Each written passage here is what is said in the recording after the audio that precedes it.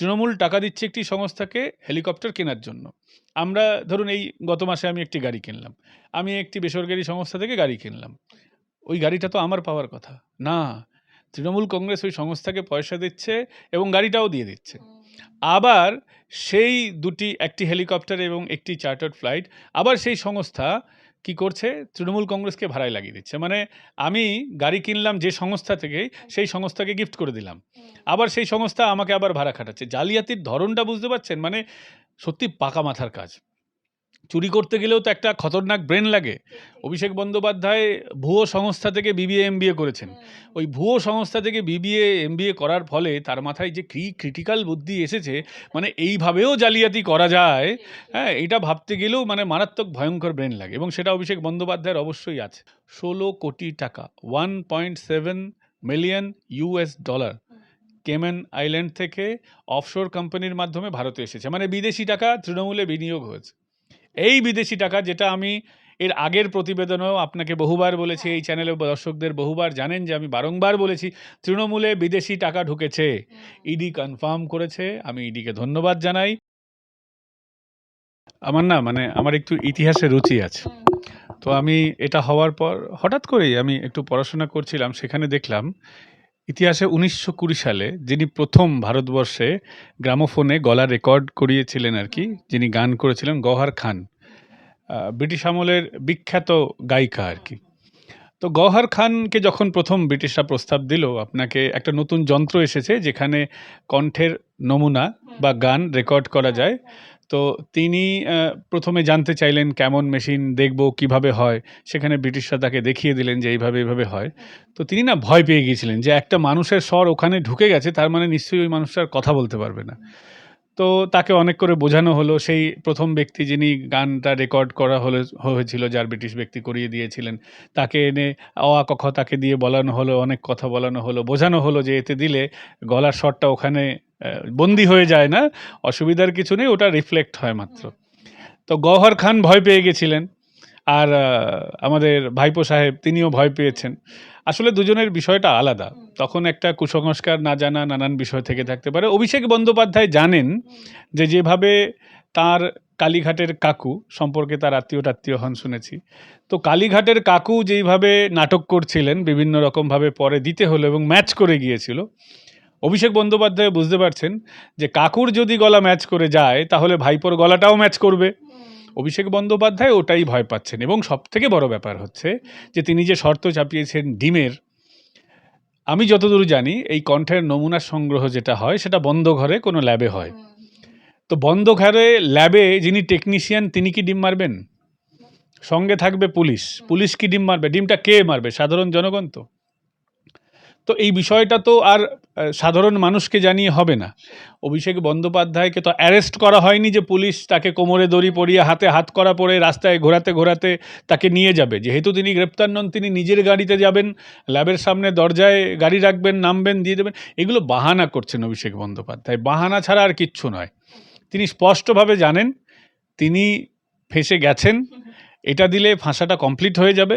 জানি না, তিনি হয়তো ভয়ও পেতে পারেন, কারণ তিনি তো বলেছিলেন দুর্নীতি প্রমাণ হয়ে গেলে তিনি কোথায় ঝুলে টুলে যাবেন। তো তিনি হয়তো ভয় পাচ্ছেন যে তার নিজের প্রতিশ্রুতিটাই মনে পড়ে যাচ্ছে, যে কণ্ঠস্বর দিলে প্রমাণ হয়ে যাবে। কাকুর প্রমাণ হয়েছে, ভাইপোরও প্রমাণ হবে। প্রমাণ হলে এবার যদি জনগণ বলে ভাইপো দড়িটা কোথায়, তো ওই দড়ির ভয় পাচ্ছেন অভিষেক বন্দ্যোপাধ্যায়, আর কিছু নয়।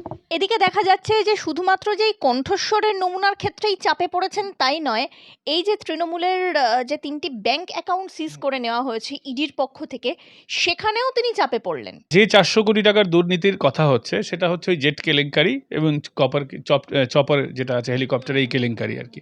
ভেবে দেখুন, তৃণমূলের টাকায় একটি সংস্থা, তৃণমূল টাকা দিচ্ছে একটি সংস্থাকে হেলিকপ্টার কেনার জন্য। আমরা ধরুন এই গত মাসে আমি একটি গাড়ি কিনলাম। আমি একটি বেসরকারি সংস্থা থেকে গাড়ি কিনলাম। ওই গাড়িটা তো আমার পাওয়ার কথা না। তৃণমূল কংগ্রেস ওই সংস্থাকে পয়সা দিচ্ছে এবং গাড়িটাও দিয়ে দিচ্ছে। আবার সেই দুটি, একটি হেলিকপ্টার এবং একটি চার্টার্ড ফ্লাইট, আবার সেই সংস্থা কি করছে, তৃণমূল কংগ্রেসকে ভাড়ায় লাগিয়ে দিচ্ছে। মানে আমি গাড়ি কিনলাম যে সংস্থা থেকে, সেই সংস্থাকে গিফট করে দিলাম, আবার সেই সংস্থা আমাকে আবার ভাড়া খাটাচ্ছে। জালিয়াতির ধরনটা বুঝতে পারছেন? মানে সত্যি পাকা মাথার কাজ। চুরি করতে গেলেও তো একটা খতরনাক ব্রেন লাগে। অভিষেক বন্দ্যোপাধ্যায় ভুয়ো সংস্থা থেকে বিবিএ এমবিএ করেছেন। ওই ভুয়ো সংস্থা থেকে বিবিএ এমবিএ করার ফলে তার মাথায় যে কি ক্রিটিক্যাল বুদ্ধি এসেছে, মানে এইভাবেও জালিয়াতি করা যায়, হ্যাঁ, এটা ভাবতে গেলেও মানে মারাত্মক ভয়ঙ্কর ব্রেন লাগে, এবং সেটা অভিষেক বন্দ্যোপাধ্যায়ের অবশ্যই আছে। কারণ এত জটিল প্রক্রিয়ায় জালিয়াতি যে সহজে ধরা যাচ্ছে, কিন্তু ভাবতে গেলে আবার খুব কঠিন। তো এই জালিয়াতিগুলি তো আছে, কিন্তু আরেকটা বিষয় আমি আপনাকে মনে করিয়ে দেব, 16 কোটি টাকা, 1.7 million US dollar Cayman island থেকে অফশোর কোম্পানির মাধ্যমে ভারতে এসেছে, মানে বিদেশি টাকা তৃণমূলে বিনিয়োগ হয়েছে। এই বিদেশি টাকা, যেটা আমি এর আগের প্রতিবেদনেও আপনাকে বহুবার বলেছি, এই চ্যানেলে দর্শকদের বহুবার জানেন যে আমি বারংবার বলেছি তৃণমূলে বিদেশি টাকা ঢুকেছে, ইডি কনফার্ম করেছে। আমি ইডিকে ধন্যবাদ জানাই, এবং মাননীয় শুভেন্দু অধিকারীকে ধন্যবাদ জানাই, বিজেপির উচ্চ নেতৃত্বকে ধন্যবাদ জানাই, এবং সর্বোপরি আমি ইডি আধিকারিকদের ধন্যবাদ জানাই যে কোথাও না কোথাও আমার কথাটা মিলে গেছে, তারা শুনেছেন, তারা সেই বিষয়ে তদন্ত করেছেন। আমি আবারও জোর গলায় বলছি, দয়া করে আপনারা আরও যেখান থেকে বিদেশি কোম্পানি থেকে টাকা এসেছে, বিশেষ করে কোনো ইউএস লিঙ্ক যদি থাকে, কোনো পাকিস্তানি লিঙ্ক যদি থাকে, কোনো দুবাইয়ের লিঙ্ক যদি থাকে, কোনো ইসলামিক কান্ট্রির যদি লিঙ্ক থাকে, এনি আরও যদি যেখান থেকে আছে, সবটাই তদন্ত করে সামনে আনুন। আমি দায়িত্ব সহকারে বলছি, তৃণমূল কংগ্রেসে আরও বহু জায়গার টাকা ঢুকেছিল ভারতের বিভিন্ন জায়গাকে অশান্ত করার জন্য, নরেন্দ্র মোদীর বিরোধিতা করার জন্য। বিরোধিতা করুন, অসুবিধা নেই, কিন্তু উদ্দেশ্যটা তো একটা ব্যাপার হয়, সেই উদ্দেশ্যটা তৃণমূল কংগ্রেসের খারাপ ছিল, এবং সেটা ইডি সামনে নিয়ে এসেছে। আমার আরও বিশ্বাস যে আগামী দিনে তৃণমূলের আরও যত খারাপ কাজ আছে, দেশবিরোধী কাজ, সেগুলো প্রত্যেকটা উজাগর হবে। এই যে আপনি এতগুলি ব্যাংক অ্যাকাউন্টের কথা বললেন, সেখানে প্রায় 1000 কোটিরও উপরে অর্থ সেখানে জমা রয়েছে, এরকমও কিন্তু হদিশ পাওয়া গেছে। এই অঙ্ক নেহাত কিছু কম নয়। তাহলে কতটা দুর্নীতির শিকড় গভীরে থাকলে, এবং স্বাভাবিকভাবে এগুলো আমার আপনার মতো সাধারণ করদাতার টাকা, তো বাংলা এবং বাঙালির সঙ্গে কতটা বেইমানি হয়েছে বলে ভাবেন?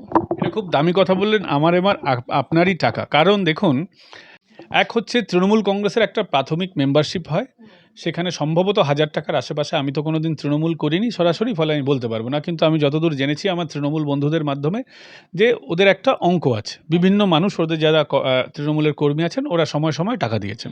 ওটা সরাসরি আমার আপনার টাকা, মানে অর্থাৎ করদাতা।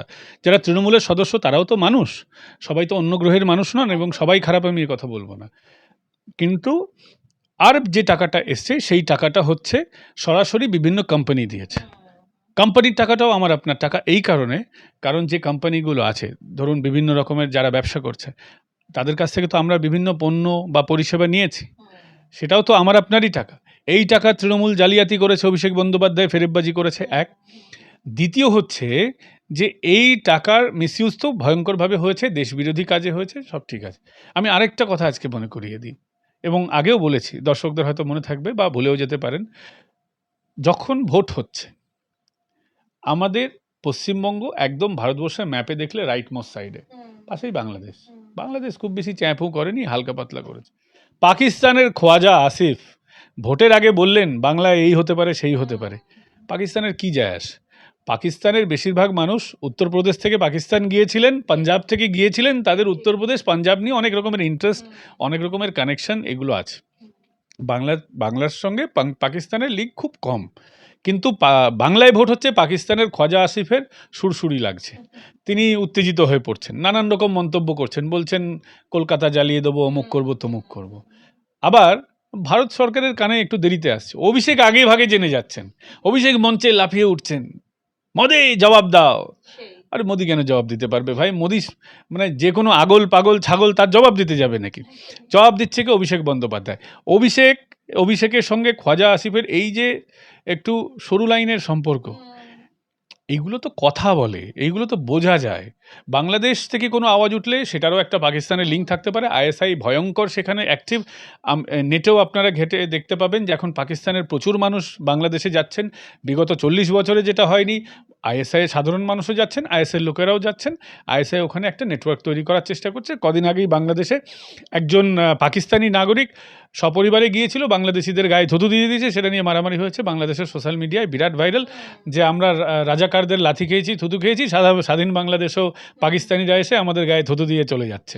তো এই সমস্ত বিষয় আছে। ফলে এই যে পাকিস্তানের নেটওয়ার্ক যে আমাদের এখানে অ্যাক্টিভ, এবং দেখুন আমাদের পশ্চিমবঙ্গে বহু আম মানে কি বলবো জঙ্গি ধরা পড়েছেন। সাদরাঠির মতন আরো অনেকে ধরা পড়েছেন।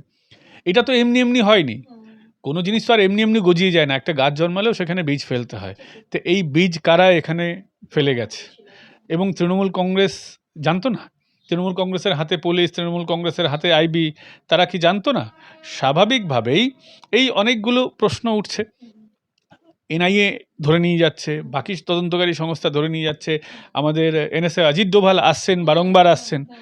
মমতা বন্দ্যোপাধ্যায় জানতেন না? নাকি জেনেও না জানার ভান করেছিলেন? কোন উদ্দেশ্যে? এইগুলো সমস্তটা কিন্তু তৃণমূলের ফান্ডের সঙ্গে কোনো না কোনোভাবে জড়িত। আগামী দিনে সম্পূর্ণ সত্য প্রকাশ পাবে আশা রাখছি। আপনি একটু আগেই যে বিষয়টা তথ্যটা তুলে ধরলেন যে 1.7 মিলিয়ন ইউএস ডলার, সেখানে ক্যারিবিয়ান উপসাগরের মানে মধ্যে কেম্যান দ্বীপপুঞ্জের একটা আর কি উল্লেখ পাওয়া গিয়েছে। আর কোথায় কোথায় কোন দ্বীপ উপদ্বীপ এদিক সেদিক কোথায় কোথায় এই নেটওয়ার্ক মানে সেই মাকড়সার জালের মতন বিস্তৃত বলে মনে করেন? দেখুন, এই যে নেটওয়ার্ক, মানে এটা যদি আমি সরাসরি বলি, ডিপ স্টেট যে ফান্ডিংগুলো হয়, সেটা না ভয়ঙ্কর মাকড়সার জালের মতো করে হয়। মানে আপনি না মানে এর এই কোণা ওই কোণা খুঁজে পেতে গেলে না আপনার মানে ভয়ঙ্কর কষ্ট হবে। একদম মাথার ঘাম পায়ে ফেলে দিতে হবে। যেমন দেখুন ভারতবর্ষে আ জর্জ সোরসের যে ফান্ডিংগুলো হয়েছিল বা এর আগে যে ফান্ডিংগুলো হয়েছে, আমরা কি জানি? আমেরিকা হচ্ছে চায়নাকে পছন্দ করে না। আমেরিকান ইকোনমি উদার অর্থনীতি, চাইনিজ ইকোনমি ওরা বলে নিজেদেরকে কি বামপন্থী-টামপন্থী বলে। কিন্তু দেখা যাচ্ছে আমেরিকান ডিপ স্টেটের টাকা যখন ভারতে আসে তখন চায়নার মাধ্যমে, ওই অফশোর কোম্পানির মাধ্যমে, চাইনিজ কোম্পানির মাধ্যমে আসে। বিরাট লিঙ্ক থাকে এগুলো। এই লিঙ্কগুলোকে খুঁজতে গেলে মানে অনেক সময় লাগে। এটা যেকোনো দিক থেকে আসতে পারে। ১ম কথা হচ্ছে আমেরিকান অ্যাসেট পৃথিবীর বিভিন্ন প্রান্তে আছে। আমেরিকান কোম্পানি সারা ভারতবর্ষে কেন সারা পৃথিবীতে ব্যবসা করছে। কোন দেশ থেকে আসবে এটা তো আমি বলতে পারবো না। বহু অপশন আছে। চায়নার মাধ্যমে আসতে পারে, Chinese company, American company tie up হয়ে কাজ করছে। কেম্যান দ্বীপপুঞ্জ থেকে আসতে পারে। অভিষেক বন্দ্যোপাধ্যায় যেখানে নিজের এক সহযোগীকে এখনো পাঠিয়ে রেখেছেন সেই ভানুয়াতু থেকে আসতে পারে, পর্তুগাল থেকে আসতে পারে, ইউরোপ থেকে আসতে পারে, রাশিয়া থেকে আসতে পারে, যেকোনো প্রান্ত থেকে আসতে পারে। কিন্তু কোন দিক থেকে আসছে এটা ধরা পড়বে কিভাবে? ধরা পড়তে হবে একদম গোড়ায় গলদ যেখানে সেখানে ধরতে হবে। তৃণমূলের যে কটা টাকা ঢুকেছে দেখতে হবে। মমতা বন্দ্যোপাধ্যায় পার্সোনাল অ্যাকাউন্টে মমতা বন্দ্যোপাধ্যায় যতগুলো ওই বই ছাপাখানার অ্যাকাউন্ট, প্রকাশনী, মমতা প্রকাশনী, মমতা অমুক, সবকটা যদি ওই ছাঁকনি দিয়ে ছাঁকা হয় তাদের অ্যাকাউন্টগুলো, এবং প্রত্যেকটা যদি স্ক্রুটিনি করা হয়, বিদেশ থেকে ৫০ পয়সা ঢুকলেও যদি স্ক্রুটিনি করা হয় দেখবেন তাহলে কিন্তু পাওয়া যাবে। কারণ যে একদম লাস্ট এন্ড ইউজার, তাকে প্রথম কে পাঠিয়েছে সেইখানে তাকে জিজ্ঞাসাবাদ করে এরকম খুঁজতে সময় লাগবে। এটা আমার আপনার এই ১৫-২০ মিনিটের পডকাস্টের মধ্যেই তদন্তকারীরা ধরে ফেলবেন। বিষয়টা অবশ্যই এমন হবে না। ৬ মাস লাগতে পারে, ১ বছর লাগতে পারে, তদন্ত করতে ৬ বছরও লাগতে পারে। এটা এতটাই বিস্তৃত। ফলে ধৈর্য ধরে অপেক্ষা করতে হবে। কেউ যদি মনে করেন ওই যে ধরা পড়ল না কেন? আপনি তো অমুক দিন বলেছিলেন ধরা পড়ে যাবে, এখনো ধরা পড়েনি, আপনি ফালতু কথা এরকম বললে হবে না। কিন্তু আমি বিশ্বাস রাখছি যে তদন্তকারীরা যখন মমতা এতদিন জানতাম সততার প্রতীক আর লেখা গেল না, তারপরে হয়ে গেলেন অগ্নিকন্যা। অগ্নিকন্যার পর চেঞ্জ হতে যখন বাংলার মেয়ে, এখন কিন্তু চোরকন্যায় রূপান্তরিত হয়ে গেছেন। ঘুগনিকন্যা এখন চোরকন্যা। তো ঘুগনিকন্যা যখন চোরকন্যা অবধি এসছেন, তাহলে ঘুগনিকন্যা বন্দিনী কন্যাও হবেন। এই বন্দিনী কন্যা অবধি অপেক্ষা করুন। ঘুগনিকন্যা অবধি এসেছেন অগ্নিকন্যা, চোরকন্যা হয়েছেন, চোরকন্যা কিন্তু বন্দিনী কন্যাও হবেন। ভালো তৃণমূল যারা, তাদের মধ্যে থেকে ৩ জনকে মানে যার মধ্যে প্রকাশচিক বড়াইকের নাম রয়েছে, তাদেরকে সরাসরি বর্তমান শাসক দল অর্থাৎ বিজেপির পক্ষ থেকে তাদেরকে দলে নেওয়া হলো। এতদিন পর্যন্ত রাজ্য সভাপতি শ্রমিক ভট্টাচার্য তিনি বলেছিলেন যে অন্তত ম্যাক্সিমাম ৬ মাস, মিনিমাম ৩ মাস, তার মাঝখানে কোনো রকম যোগদান নয়, দরজা বন্ধ। বিশেষত মুখ্যমন্ত্রী শুভেন্দু অধিকারী তিনি স্পষ্টতই জানিয়ে দিয়েছিলেন দরজা বন্ধ মানে দরজা বন্ধ, সেখানে কোনো কিছু নয়। তবে প্রকাশচিক বড়াইকের মতন এরকম ব্যক্তিত্ব দল বদলে অন্য দলে মানে বিশেষত বর্তমান শাসক দলে যোগ দেওয়াকে কি অন্যরকম বার্তা হিসেবে নিচ্ছে বাংলার মানুষ, তথা যারা বিজেপির একদম গ্রাসরুট লেভেলের যারা কর্মী সমর্থক আছেন, তাদের মধ্যে কি অন্য কিছু বার্তা যাচ্ছে বলে মনে করেন? দেখুন এটা কি বলুন তো মানে আমরা না এরকম জায়গায় আছি, এটা যদি মাটি হয় আমরা একটু উঁচু জায়গায় আছি, কিছু লোক আরও নিচু আছে, আর কেন্দ্র নেতৃত্ব এরকম জায়গায় আছে। এখান থেকে না অনেক দূর অবধি দেখা যায়, পরিষ্কার দেখা যায়, আর আমরা এইটুকু জায়গা দেখতে পাচ্ছি। সমস্যাটা ওই জায়গায়, দৃষ্টিভঙ্গির সমস্যা। সেই দিন আমিও ক্ষেপে গেছিলাম, মানে আমি লাইভ দেখতে দেখতে আমি তো মানে আমার যদি ল্যাপটপটা আরেকটু কম দাম হতো আমি আছাড় মেরে ভেঙে ফেলতাম, মানে নেহাত আমি ল্যাপটপ ভেঙে ফেললে কিনতে পারবো না আর কি। আমরা তো আর পাকিস্তানি নই যে ওই টিভিটা ভেঙে ফেলবো, কিন্তু ইচ্ছা হচ্ছিল। তো তারপর আমিও ভিডিও করেছি, সেটাতে প্রচুর রকমের রিমার্কস এসছে, এবং লাইভ যখন হচ্ছে আমি দেখছি বিজেপির কমেন্ট বক্স, যেটা বিজেপি ওয়েস্ট বেঙ্গল পেজের কমেন্ট বক্স, সেখানেও আমি যেটা ভাবছি সাধারণ মানুষ তার থেকেও কড়া পাকে ভাবছেন আর কি। তো তারপর যখন ভিডিওটা আমি বানাই, তারপর বেশ কয়েকজন নেতৃত্ব, আমি নাম বলবো না, তারা আমাকে ফোন করেছেন। তারা আমাকে, যারা এরকম জায়গায় নেই, তারা এরকম জায়গায় নেই, যারা অন্তত এরকম জায়গায় আছেন, মানে আমার থেকে আরেকটু উপরে আছেন, তারা ফোন করলেন, রাজ্য স্তরের নেতৃত্বরা ফোন করে আমাকে বিষয়টা বললেন। তো তাদের যুক্তিটা আমি বলতে পারি, আমি সমর্থন করি কিনা সেটা বলছি না, আমি তাদের যুক্তি বলছি। তাদের বক্তব্য হচ্ছে যে 2029-এ আবার ভোট হবে, 24-এ ভোট হচ্ছে, 29-এ ভোট হবে। এখন 2026, 2026 থেকে 2027, 2028, 2029, 3 বছর। রাজনীতিতে 3 বছর অনেক বড় সময়। বিজেপি কত পেয়েছিল? 240। টেনে টুনে পাশ করেছে, মানে ওই আমাদের সময় হতো না, গ্রেস মার্কস দিয়ে পাশ করিয়ে দিত, তো এবার বিজেপি গ্রেস মার্কসে পাশ করেছে। বিজেপি এই অবস্থায় 2029-এর ভোটে ময়দানে নামতে চায় না। বিজেপি কনফিডেন্ট প্রত্যেকটা রাজ্যে 2024-এর ওই ভরাডুবিই বলবো আমি, ওটাকে আমি ভরাডুবি ছাড়া অন্য কিছু বলতে পারি না অন্তত আমি। তো ওই ভরাডুবির পর তার 5 মাস পর ভোট হলো, 5 রাজ্যে ভোট, বিজেপি সাকসেস পেল। তারপর 3টে বড় বড় ভোট গেছে, 3টেতেই বিজেপি কামাল দেখিয়ে দিয়েছে, কিন্তু সেটা রাজ্যে রাজ্যে কামাল হয়েছে। দিল্লিতে কি কামাল হয়েছে? দিল্লি তো টেস্ট করার ওই 2029-এ টেস্ট করতে। তো বিজেপি আরও শক্তিশালী হয়ে পরের নির্বাচনে নামতে চায়, 2029-এর নির্বাচন। তার আগে বিজেপি বেশ কয়েকটা বিল পাস করাতে চায়, যেই বিলগুলো পাস করিয়ে তারা একটা ন্যারেটিভ সেট, একটা ভোট তো ন্যারেটিভ দিয়ে হয়, এবারের ভোটও ন্যারেটিভ দিয়ে হয়েছে। মমতা বন্দ্যোপাধ্যায়ের ন্যারেটিভ কমজোর ছিল, মমতা বন্দ্যোপাধ্যায়ের ইসলামিক তুষ্টিকরণ, মন্দির মসজিদের রাজনীতি, এইগুলো বিজেপির সুশাসন দেব, আমরা ভালো শাসন ব্যবস্থা দেব, আমরা বাংলাদেশ হতে দেব না, এই ধরনের ন্যারেটিভগুলো মমতার ন্যারেটিভকে ছাপিয়ে গেছে। ফলে বিজেপিকে যদি 2029-এ জেতার জন্য ন্যারেটিভ সেট করতে হয়, 2024-এ বিজেপি তেমন ভালো ন্যারেটিভ পায়নি, এটা আমিও বিশ্বাস করি। কারণ তখন মোদি কি মা কো গালি দি, এইসব ন্যারেটিভ চলছে। বিজেপির তরফ থেকেও বিশাল বড় ভালো কিছু ন্যারেটিভ হয়নি। আগের নির্বাচনে পুলবামা এইসব করে চলে গেছে। তো ন্যারেটিভের জায়গা থেকে, এটা একটু ভিতরের কথা বলে ফেলছি, ন্যারেটিভের জায়গা থেকে বিজেপি কিন্তু এখনও পিছিয়ে আছে। যে কোন ন্যারেটিভ নিয়ে, ন্যারেটিভ সেট করতে গেলে আরও বেশ কয়েকটা কাজ করতে হবে। তাহলে ওয়ান নেশন ওয়ান ইলেকশন, আমি ভারতবর্ষের প্রত্যেক ভোটে যে কয়েক হাজার কোটি টাকা খরচ হয় প্রত্যেক বছর অন্তর, মানে 5 বছরে কয়েক লক্ষ কোটি টাকা ড্যামেজ হয়ে যায় জাস্ট বিকজ অফ দিস। তো ওয়ান নেশন ওয়ান ইলেকশন হলে বিজেপি ওটা দাবি করতে পারবে। জন্ম নিয়ন্ত্রণ করলে বিজেপি অনেক রকম দাবি করতে পারবে। আমি ডেমোগ্রাফি চেঞ্জ হতে দিইনি, আমি একটু অন্যরকম করে বোঝাচ্ছি, সবাই বুঝে যাবেন, সব কথা ওভাবে বলা যায় না। তো এটা বিজেপি বলতে পারবে যে আমি ওদের বাড়তে দিলাম না, ডেমোগ্রাফি সুরক্ষিত থাকবে, সবাই সুরক্ষিত থাকবে, আমাদের তো এরকমই হয়, এটসেট্রা এটসেট্রা। এটা হবে। এরকম বহু বিজেপি আইনে পরিবর্তন বা এমন কিছু করতে চাইছে যেটার জন্য 2/3 মেজরিটি দরকার। বিশেষ করে মহিলাদের বিষয়টা, হ্যাঁ, মহিলা সংরক্ষণ যদি হয় তাহলে মহিলারা হাততালি দেবে, দুহাত ভরে আশীর্বাদ দেবে। তো বিজেপি এরকম কিছু চাইছে যেটাকে নিয়ে 2029-এর ভোটে ঝাঁপাবে, যার জন্য 240টা আসন দিয়ে ওই খুঁড়িয়ে ব্যাটিং করে, হ্যাঁ, মানে হবে না।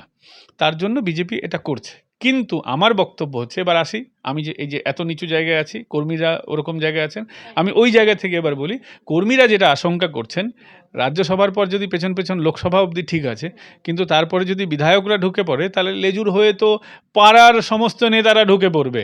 আশঙ্কার জায়গাটা এটা।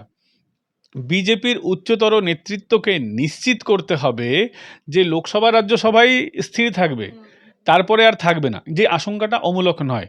কারণ আমরা দেখলাম মমতার পার্টি দুভাগ হয়ে গেল, মমতা কালীঘাট তৃণমূল ডিম খাচ্ছে, আর ঋত তৃণমূল, মানে যেটাকে কুণালবাবু চাটন তৃণমূল অংশ বলেন, আমি ওটার সাথে সহমত নই।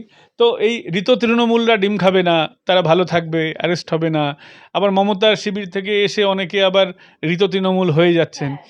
এবার খারাপ তৃণমূল থেকে ঋত তৃণমূল হলাম, অর্থাৎ ভালো তৃণমূল হলাম, ভালো তৃণমূল থেকে বিজেপি হয়ে যাবে না তো? কর্মীদের আশঙ্কা সবথেকে বেশি এই জায়গায় বিজেপির উচ্চ নেতৃত্বকে নিশ্চিত করতে হবে। সেই নিশ্চিত বা সেই আশ্বাস কিন্তু উচ্চ নেতৃত্বের কাছে, কর্মীদের কাছে আসেনি। যদি রাজ্য স্তরের নেতাদের কাছে এসে থাকে, তারা ডেকোরামের স্বার্থে, পার্টির একটা কি বলবো, গোপনীয়তার স্বার্থে, স্ট্র্যাটেজির গোপনীয়তার স্বার্থে তারা বলবেন না।